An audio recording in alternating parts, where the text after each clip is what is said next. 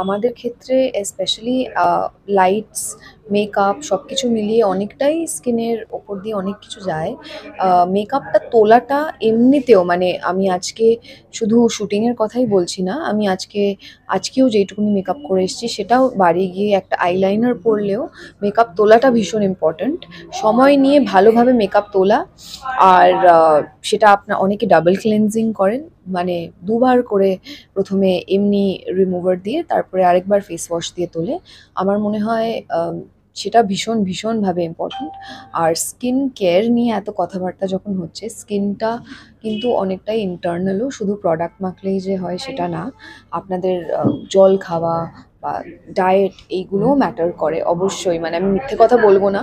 অনেকেই বলে এই প্রোডাক্ট মাখলে অনেক কিছু হয়ে যায়, কোনো কিছুই কাজ করবে না যতক্ষণ না আপনারা নিজেদের ডায়েটটাকে চেঞ্জ করেন বা বাইরের খাবার একটু কম করে